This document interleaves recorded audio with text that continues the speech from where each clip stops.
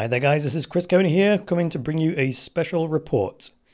Now this is very early news, so let's not get carried away here. However, there is a number of news outlets in the crypto space that are starting to report the same thing. Here's Bitcoinist.com with an article that says, China bans Bitcoin mining ? Rumors fly as notices appear in the press. We've got Bitcoin.com news saying Chinese hydroelectric crackdown could herald the demise of cheap Bitcoin mining. So hydroelectric power generates cheap electricity, allows Chinese miners to compete very competitively in the marketplace. So if the authorities are coming down on that, that could spell a reduction in the mining power coming out of China. And then we've got an article coming out of the Cointelegraph as well, saying, breaking, China may cut off cheap power to Bitcoin miners. Now, I haven't had a chance to scrutinize these stories in detail. This is a special report. This is breaking news. So I wanted to get the stream up and running as fast as possible so we could kind of talk about it together. Now, before we go into it, the Bitcoin price doesn't seem to have reacted to this just yet. It depends how seriously the market and people as a whole take this news. If it gathers momentum and more evidence comes out that this is in fact true, it could cause one of those panic sells. So this back here, this here zone, this was the China bans ICOs and Chinese cryptocurrency exchanges into fiat thing. So that's what happened to the price last time. Although, as you can see right afterwards, people were like, well, we don't really care. And off it took again to new all-time highs. So this, what we had recently, that was the reaction after the all-time high here, the enthusiasm with regards to the Bitcoin Cash hard fork, segue to X stuff. So we'll have to see what the price does in response to this news. So let's start with this Bitcoinist.com article. It talks about Bitcoin Chinese mining farms are reportedly receiving immediate cease and desist notices from authorities. So that's a truth claim. We have to verify and falsify it. Evidence surfacing on Twitter, added to an article from new local news outlet Cakexing. So there we go. At least I've used a source. So this is a Chinese source. If we dig into this, it's going to come up in Chinese, but Google Chrome will no doubt allow us to translate it into some kind of pidgin English. I'm sure it'll suggest that in just a moment when it has loaded the page. Usually Google Chrome comes up with this little doodah in the address bar.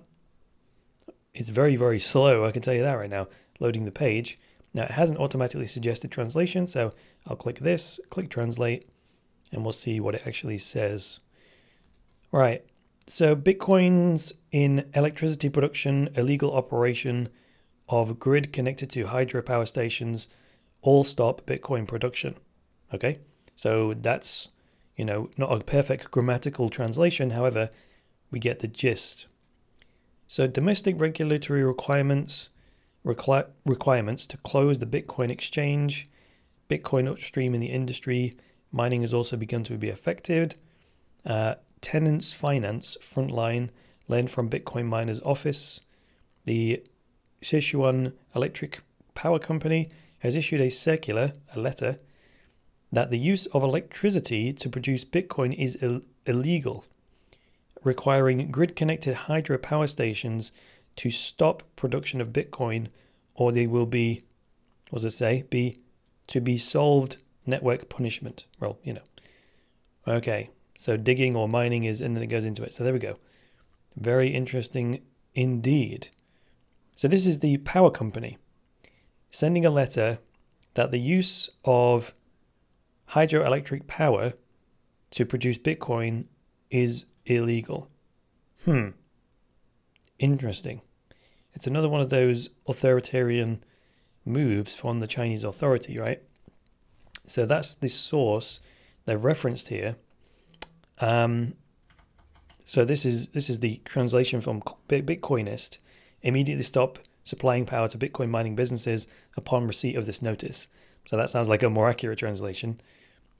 And so that was uploaded to 8BTC and translated on Twitter. So let's have a look at that source, see what that is. Can someone translate this? Okay, that's node block. So that's the link to 8BTC. Let's see what this says. So we're going to have to do the same thing again here. Another Chinese source. God, really slow, aren't they? Really, really slow. Oh, we can't translate this because it's an image. So we'll do it anyway because we'll see what the comments are like. If we had Michael Gu from Box Mining here, I'm sure he could read this for us. The Air Force spares no effort to shorten it. Stupid upstairs who? Bitcoin production is not illegal, now uncertain. Power station to sell electricity is determined to be illegal. Someone says, good, it finally came. Okay, harsh. Pretty harsh. The fact that November the 3rd is more than 10 days now is that the calculation is not diminished. This chapter is a bit fake. The regulation is too rude. People do not pay electricity, but also control the electricity. Oh, so they're saying, like, what business is it of the power company, what someone's doing with the power, right? Just sell them the power. If they choose to do something evil with it, then that's the person's responsibility, right? Redhead file, the above should be red 5-pointed star, yada, yada, yada, and so on. Okay, anyway, let's see what the other news outlets have got to say. So that Bitcoinist article is talking about, well, it's suggesting an outright ban. However, more specifically, at Bitcoin.com, they're saying it's the hydroelectric power companies that are being told to stop supplying power to the Bitcoin miners. So that doesn't mean Chinese mining will stop. It just means that their profit margins will be squeezed because their power costs are going to increase, right? So it'll be less profitable for them to mine Bitcoin if they can't get renewable power. Alrighty then. Never mind my cat. She's moaning because she's locked out. Anyway, Bitcoin.com are talking about Chinese Bitcoin miners are the latest tranche of countries' cryptocurrency community by restrictions. This time it's not the government but a subsidiary of the State Grid Corporation that has issued the decree.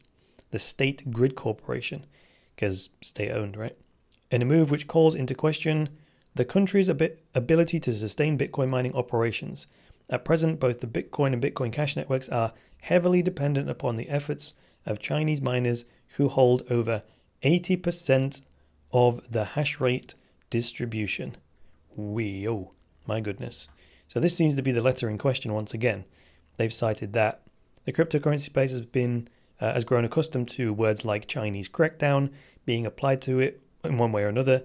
This year they've been applied to ICOs and exchanges, and it's no secret that the government is enamored with mining as well. According to Beijing's Caijing magazine, hydropower stations have been ordered to cease all supply of electricity to customers involved in Bitcoin mining. Is this the end of cheap power? Possibly. The decree is issued by this Sichuan electric power company. It doesn't outlaw Bitcoin mining, it should be noted. What it does do is signal an end to direct deals being cut between hydropower plants and mining farms. If hydroelectric plants heed the warning, it could herald an end to cheap Bitcoin mining in China. Without a steady supply of cheap power, mining profits may dwindle until eventually it is no longer profitable to keep rigs running. The crackdown shouldn't affect larger mining operations such as Bitmain, who already have a deal in place to acquire electricity at competitive rates. For smaller mining operations which make the most of Sichuan's rainy season, however, it could be game over. So this could actually be good overall, right? Because where this has just identified a central point of failure, the power system. So what did I see yesterday? I saw this in a YouTube ad. Is it Envio? It was an advert for an ICO called Enviro. Bugger. The thing is, the ad didn't pause at the end, so I couldn't really see what it was, but they were basically creating those containers, which were self-contained mining farms, and then shipping them and dumping them right next to renewable energy sources, like solar farms and wind farms. So if we had a decentralized power system where a container, which was a little mini Bitcoin mining farm, had its own power supply right next to it, Well, there you go, boom. As long as it's got an internet connection, the power is generated next door, it gets used for mining Bitcoin, and then it goes out to the internet. So that would be better, because then you couldn't, if you owned your own power infrastructure with a little bit of renewable power, then you wouldn't be able to be cut off like this. You would always have cheap power and you would own the actual power generation as well. So that's a lesson, I guess, for the Chinese miners having that big external risk and relying on power companies. So this is all the thing, adversity, you know, whatever doesn't kill you makes you stronger type of thing. So that's Bitcoin.com. And now let's have a look at the article coming out of the Cointelegraph. China may cut off cheap power to Bitcoin miners. Same sort of thing. Apparently, the general anti-Bitcoin stance of the Chinese government continues with reports that cheap hydroelectric power being used by the largest Chinese Bitcoin mining facilities may soon be a thing of the past, according to local media. And they cite the same site. Cite the same site? They cite the same source, which is this finance.beijing.com.cn. Interesting. So again, they refer to the letter, Bitcoin using surplus, government still squeezing. The statement from the power company does not reflect the general feeling of ministers, according to the article. Miners feel that Bitcoin operations are using discarded water that is let go without producing power, which is why the price has been remarkably low. That would be known as remnant inventory, right? If you generate power, but no one's going to consume it, it's wasted. So you monetize that however you can. Sell it to Bitcoin miners, right? That's what Andreas Antonopoulos talks about. If you've got an excess of power generation, you either waste it, yeah, and you get no revenue for it, or you sell it as cheaply as possible to whoever will buy it, because some money for that spare power is better than no money for that spare power, right? So that's what they're saying here. The argument is it's discarded water with these hydroelectric power stations. Nevertheless, the supply cutoff is coming from both sides, as the province has declared both a no new power plants policy, as well as requiring all existing power plants, as per the article, which we'll read in a minute. No new power plants policy. Well, that would nuke my idea of creating these self-sustaining mining farms with a, you know, solar power plant next door or a wind farm next door, right?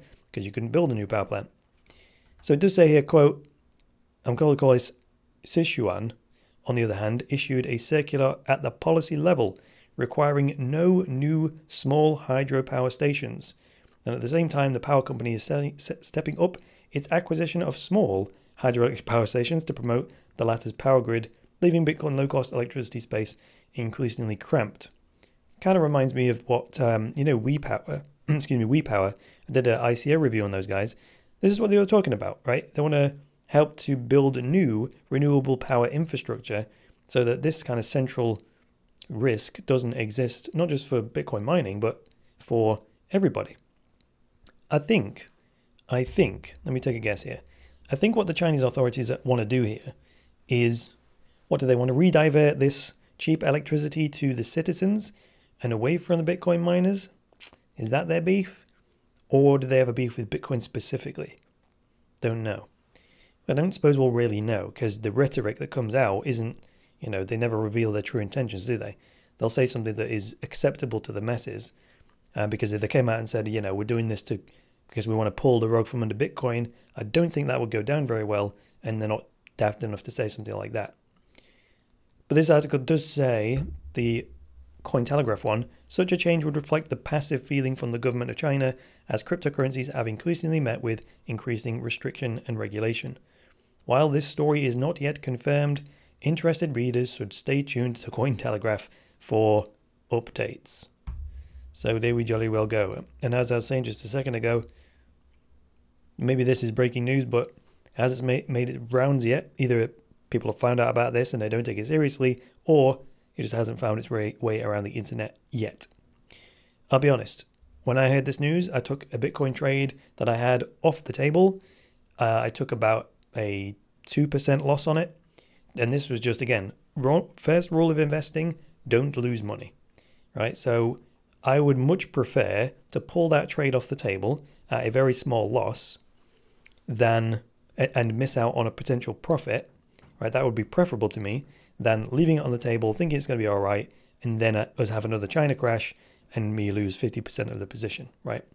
So that's the thing. Protecting the downside in trading and investing is more important than actually maximizing profits, right? Because that's how you sustain it for the long term. Alrighty then, that's all I've got time for right now. Just wanted this to be an impromptu live stream to bring you that breaking news. So thank you very much for joining me today, guys. If you like this impromptu live stream to bring you the breaking news, hit the like button, get subscribed if you're new around here, and of course, if you would like access to my very best material, such as my structured online courses, they will teach you step by step how to make and save money with Bitcoin. You can check out my website, which is cryptoversity.com. Alright, I'll be back tomorrow with another episode of the regular Cryptoverse. So until then, it's me, Chris Coney, saying bye for now.